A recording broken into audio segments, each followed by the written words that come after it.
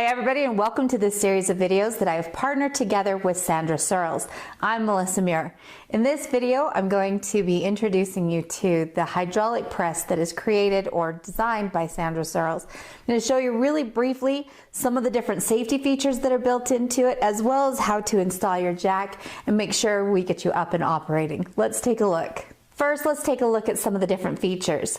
First thing is our large opening, this platen. This is 9.5 inches deep by about 9.25 inches wide. One of my favorite things is the unibody construction. So we have a single plate here that has been cut out. We have a nice support.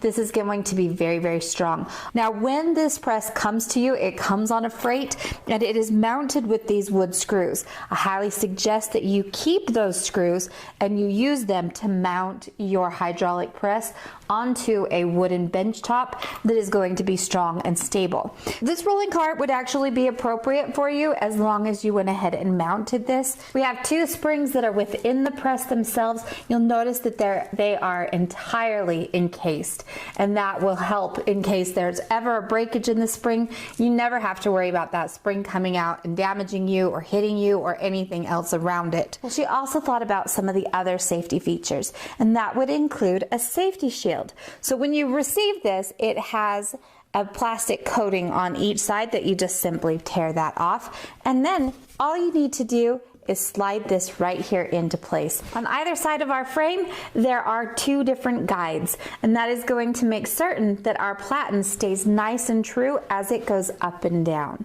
When the press is shipped to you, like I said, it is mounted on a crate, beautifully packed, but it also comes with some shipping blocks here. And the shipping blocks are going to hold this platen up, which makes it easy for you to install your jack. On the underside of the platen, there is a nice recessed circle here, and that is going to allow the head of your bottle jack to fit in here. Speaking of your bottle jacks, what can you put? Well, most hydraulic presses are used around 20 tons, but this guy will hold up to a 32-ton jack as well. Now, one of the things I like to do is to get these thick padded blue paper towels, kind of the ones you would find into a shop. And the reason for that is because jacks sometimes can leak oil. Not always, but even some of my nicer jacks have leaked a little bit. So I like to put that in here, and then I can place my jack just on top of that. I'm gonna slide this in here. Okay, I want to take a second and just make sure that the head of this ram is going to fit nicely and centered underneath the bottom platen. So now that that is in there, I can remove these shipping pieces. But before I do that, I am going to raise up my jack ram here, just so that I don't just end up slamming down. Okay. So what I'm going to do is just lift this up just so that I lift off of these boards. So it should not take much.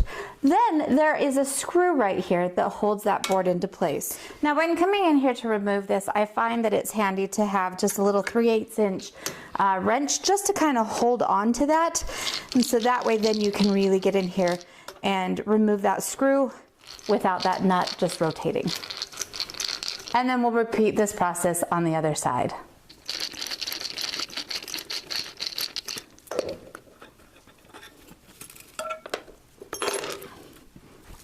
Now, once you remove the screws, we can now release the pressure on our jack, and the platen should come down nice and slowly.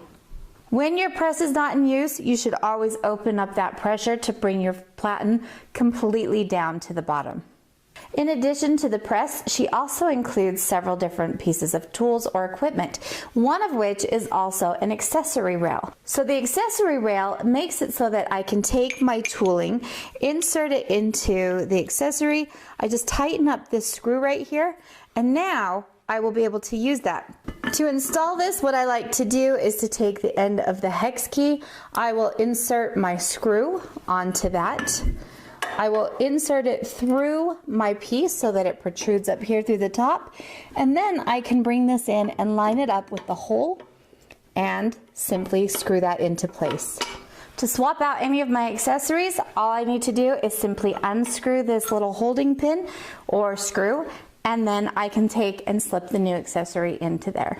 Now, another thing that I really like about this press is that there is some storage built into this. So I can keep things like my accessory rail, maybe some of my accessories, my cutting lube, or even like a pancake die or two. Now, in addition to working with bolt-on accessories such as our accessory holder, well, you can also use any of your magnetic tooling as well. Now, as you can see, we have a very large opening here. You should never fully extend the ram of your hydraulic jack. So what I highly suggest is that you go out to a scrapyard or someplace and you get some aluminum plates, and those can then act as spacers, and it reduces the height that you have to take that ram up to. So if you're considering getting a hydraulic press, I highly suggest you take a look at this one by Sandra Sirles. Now, until the end of November 2020, she is also offering you $75 off with the coupon code INTRO75. So this is a great time to buy a press that's a little more affordable at a great price. Make sure you stay tuned because, like I said, this is the first in a series. We'll be back next time with some fun examples of what you can do with the tooling inside of your press.